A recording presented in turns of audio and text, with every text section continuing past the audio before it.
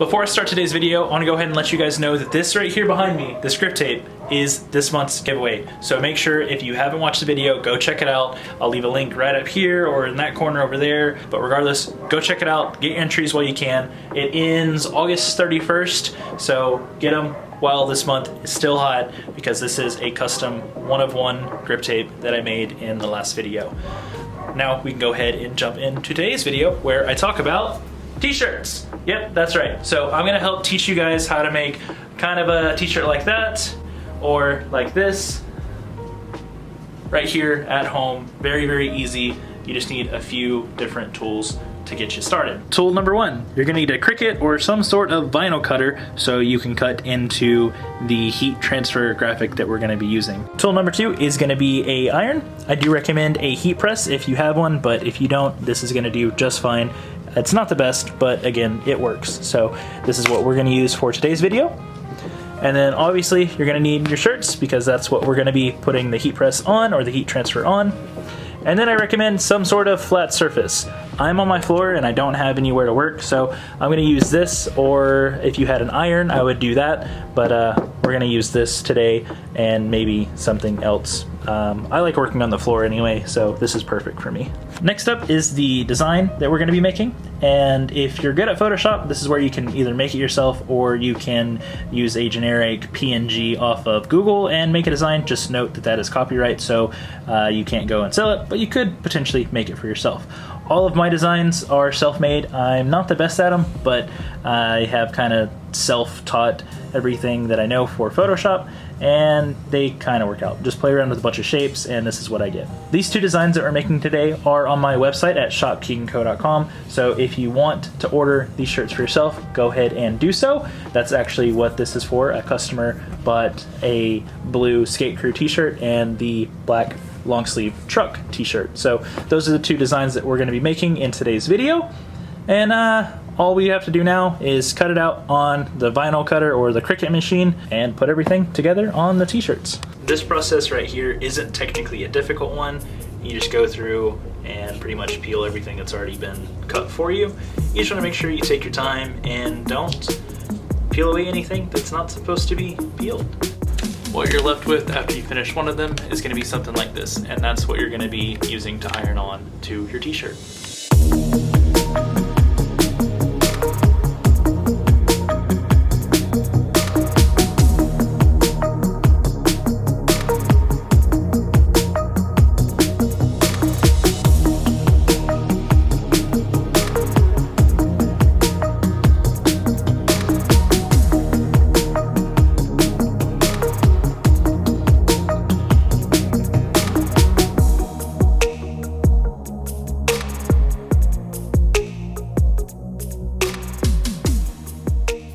Now that we have our designs and our iron is hot and ready to go, we can go ahead and lay down our t-shirt on whatever platform that you are using.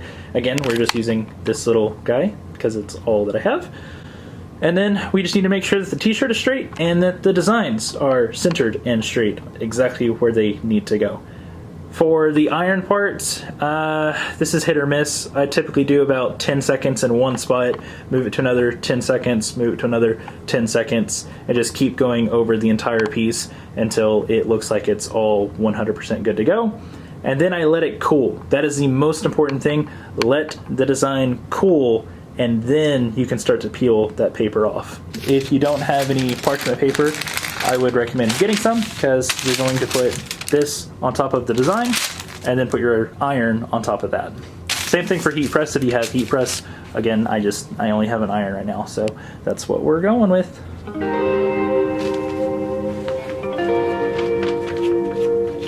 What I like to do before I go ahead and hit it with the heat is get above it and see if it looks straight.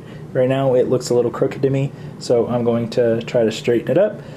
I'm pretty good at doing eyeball measurements. If you're not good at doing that, I would get a ruler or some kind of straight edge and just measure off of that.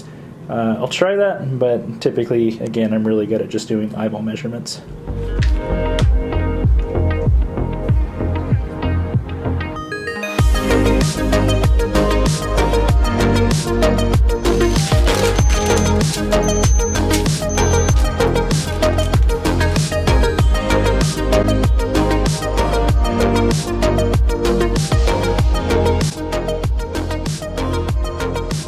This is going to be extremely hot to the touch, so you want to make sure that whenever you start to peel this, it's not still hot, because if it's hot, you're going to be peeling away the actual design itself.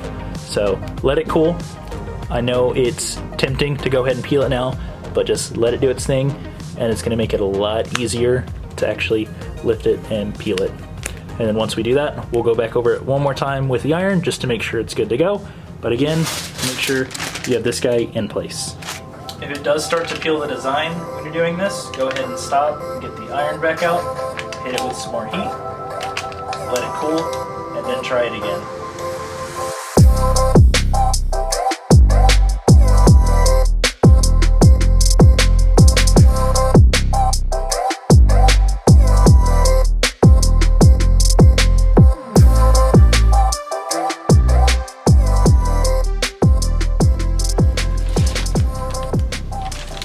And there you go. That's the back print done. Now we can do the pocket. For the pocket logo, or the pocket area on where it goes on the t-shirt, you want to make sure it's not too far over to that side, otherwise it looks like it's going in your armpit. Pretty much right there is exactly where you want it, and any more to the left would be centered, so that's a good spot for it right there. And we'll do again some more measurements and adjustments to make sure it's perfect.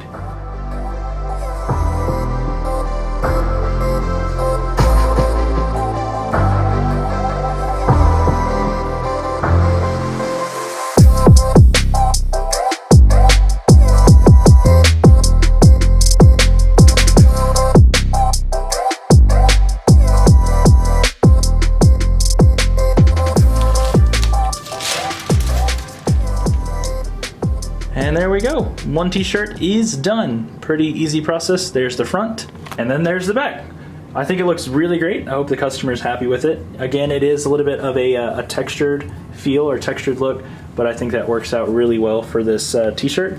And if this ever does peel on you, all you've got to do is get the iron and go back at it again and just heat it. But I've never had an issue with this material, so this is why the flocking material is my favorite.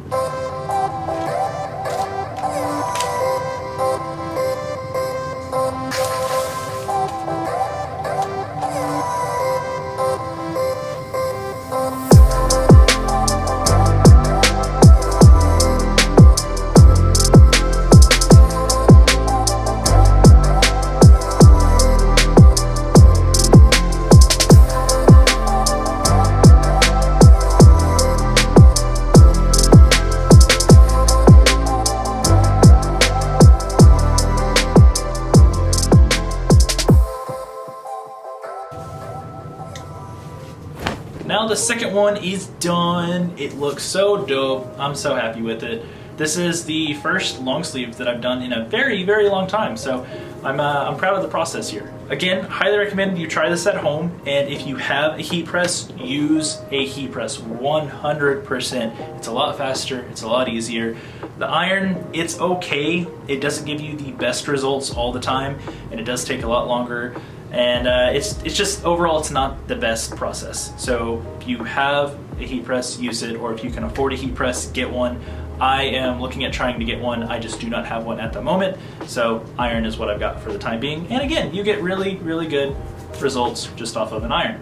And this stuff is gonna last you for a very, very long time. A lot of people think that heat transfers peel off or don't last. That's definitely not true. This shirt here I've worn in a few videos before, and it has lasted me longer than most of my other t-shirts that I bought from skate shops or Zoomies or from other places. This has got to be probably one of the best ones I have. Really, really soft material, good quality, and it lasts just as long as every other t-shirt. It's probably been through like 50 to 100 washes already, and it's staying on there. Like, there is no getting this off at all. It's great. Same material that was used on those shirts was used on this one, and this one is also on my website at shopkeatonco.com. So if you want this t-shirt here with the rose, I've got two colors, yellow and black, or if you want this long sleeve, which was just ordered from a customer and a subscriber, so thank you so much for ordering this, by the way. You can get this one on there, and you can get this one on there that I just folded up and unfolded, and now I'm kind of sad and I've got to fold it back, but thankfully I've worked in retail, so it's an easy process. But all these shirts are on my website, so if you want one, check it out. Short sleeves are about $22, long sleeves start at $35 because they are a little bit more expensive, but eventually we will make a lot more designs and actually have a better process of doing them and do really, really cool graphics in the future. But for the time being, I do this all in-house, so this is all me, and I hope you like what I do, and I hope that you took something away from this video. So try it at home if you can. Make sure your parents are watching you so you don't burn down the house, because that iron, if you lay it flat on the ground, it will melt your carpet. Yeah, don't do that. I'll be honest, I've done it. Not at my house, but at a friend's house. It was on a table and it melted. So yeah, don't do that. Parental supervision. One more thing before I end today's video. If you have something to put inside the t-shirt, do so. It's gonna help save your t-shirt or actually work with you whenever you're doing the heat press. I didn't have that today, and whenever you do this, you could potentially crease the backside of the t-shirt with the print that you're doing. So let's say this right here, if I had too much heat on it, eventually it would show through on the front and you'd be able to see that exact same print that's on the back on the front. So the way to avoid that, have something inside of the t-shirt. It takes care of it really, really easily. So that's my tip for that. All right, that's gonna be it for today's video. So thank you guys so much for watching. I really appreciate the support, and I hope that you took away something from this video. Reminder, this script is this month's monthly giveaway, so make sure you enter that video if you didn't pay attention to the beginning of this video, or if you haven't seen it in the last one, just go back, watch it, so you can enter to win this awesome custom Sakura grip tape right here. Okay, that's it. I will see you all in the next one. Stay awesome, guys. Later.